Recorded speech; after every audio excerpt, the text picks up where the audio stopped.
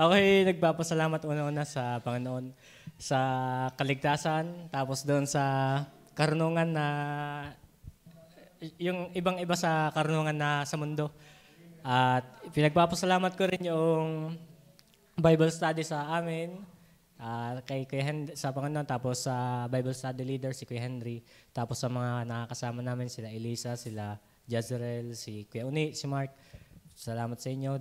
Ganyan din yung patuloy na ginagamit ako ng Panginoon sa kanyang ubasan. Yan na nga, lumabas na tayo. At salamat din sa Panginoon yung mga tinuturo niya sa akin sa yung natututunan ko sa pagbabasa ng kanyang mga salita. Ito yung natutunan ko din sa Bible. Hindi ako makikiuso sa bilog-bilog pero okay, ready na. Okay, nagpagupit lang ng ganito dahil syempre, alam mo na, first fruitan, matagal-tagal to. Hindi, siyempre, hindi naman masamang kumuha ng, ako hindi Hudyo, pero hindi naman masamang mga prinsipyo, di ka? Pagka ikay matindihang panalangin, bakit hindi mo kokopyahin? Maganda naman ayun, natutunan ko sa Biblia. Bible Hindi ako Hudyo, pero yung prinsipyo pwede kong gamitin. At pinagpapasalamat ko rin yung tinuturo ng Panginoon sa pamagitan ng pastor, tapos yung patuloy niyang pangungusap sa akin kahit ako ay may katigasan ng ulo. Minsan ako inutusan, nasosurpress, hindi ko agad magawa. Tapos yung sa mga worker, nagpapasalamat ko rin yan. Ako nasasabihan din ako ng mga yan. Nasasabihan din ako ng mga yan. Ako may sarili din ako, may sarili. Kaya minsan hindi kami magkaigay, may sarili ako. Edi aking pinagpapasalamat na lang din yung salamat at ako ay nakikita nila na gano'n at sinasabihan. Bagaman hindi ko pa sila kayang sabihan, kahit yung mga kasabayan kong bago, mahina pa ang loob. Pero banda-banda yan, ako nanalakas sa Panginoon, bigyan ng lakas ng loob. Pinagpapasalamat ko rin yung extended na time. Pinagpapasalamat ko rin, lalong-lalo na dun sa klase, sa sovereignty class. Talagang nakakalusaw ng personality, nakakalusaw ng pagkatao, nakakahiya sa Panginoon. Lalo na God's sovereignty, God's sovereignty, tapos yung attitude, yung ating attitude. At talaga ako'y nahiya sa Panginoon pag aking binabalikan, ganito ang asal ko sa Panginoon nakakahiya.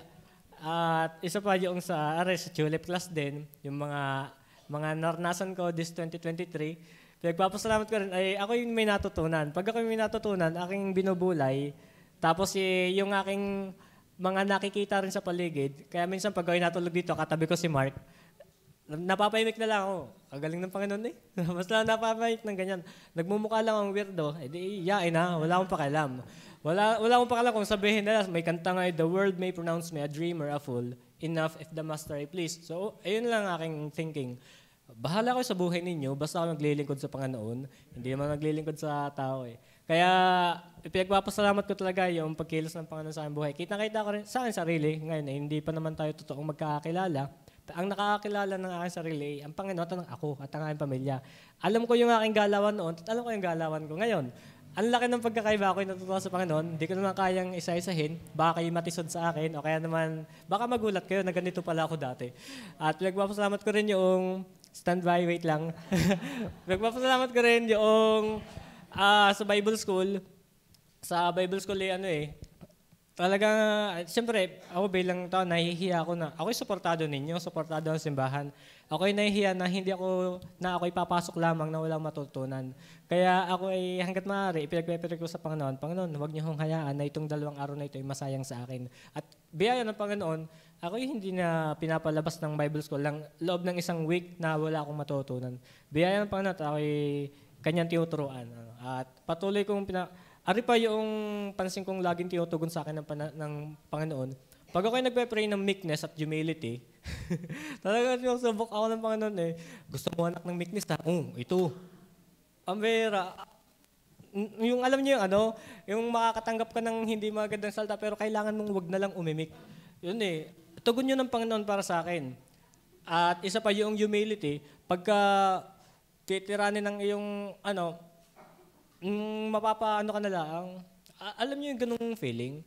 Yung nagpe-pray ka magpakababa, tapos ang titiranin yung ego, di ka, mahirap yun bilang tao. Pero dahil nga ako nagpe-pray ng gano'n, kailangan mong tanggapin. Pero minsan mahirap tao ako nagkakamali. Pinagpapasalamat ko, Panginoon, ako pala tinutugon mo.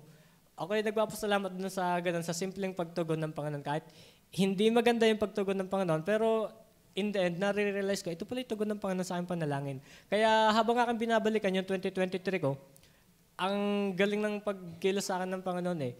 Hindi ko agad ma-realize. Sa una, magulo. Pero sa huli, ganun pala yun. Galing ng Panginoon eh. Tapos yung pinagpapasalamat ko pa, wait na lang, konti na to.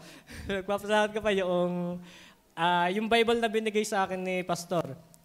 Yung una kong Bible, binigay ko na rin sa iba. Tapos yung Bible na ginagamit ko ngayon, walang concordance. Ang hirap. Yung Bible na walang concordance. Pero ang kagandaan nito, natuto ako na maggawa ng sarili kong concordance. Pagka, ito parehas eh. Kagaling ng Panginoon.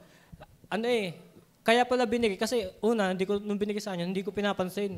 Ano ba to? Paano ko ito babasahin? Kapal-kapal. Tapos, paano ko ito gagamitin? Ay, sanay ako dun sa mga concordance, may mga ganun. Ngayon, ang biyaya naman ng Panginoon, bago pa maibigay sa akin yun, natapos ko na ang Bible ng ilang beses. Tapos, noong dumating na sa akin yun, naisusulat ko na yung mga concordance. Sa madaling sabi, yung Bible na binigay sa akin, ay biyaya sa akin, at ako na mismo yung naggagawa ng sarili kong concordance. Ano po? At pinagpapasalamat ko pa sa Panginoon, yung mahaba ninyong pasensya. Kunti na lang. Ay, napapraning tuloy. Siyempre, ito, bilang tao, ako yung nape-pressure sa aking mga magulang eh. Siyempre, ang taas naman na expectation na mga magulang sa akin, at ako yung nahihiya din. Pero ang pinagpapasalamat ko sa Panginoon, ako yung sinusubok.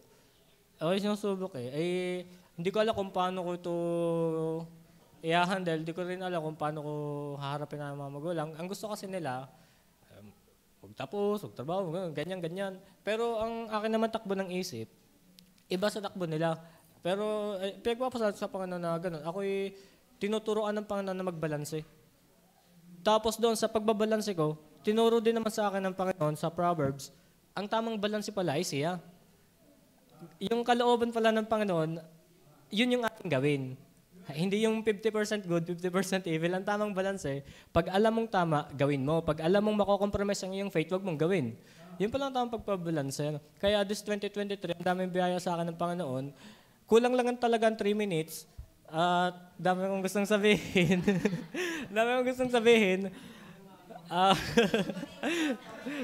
Nagpapasalamat ko din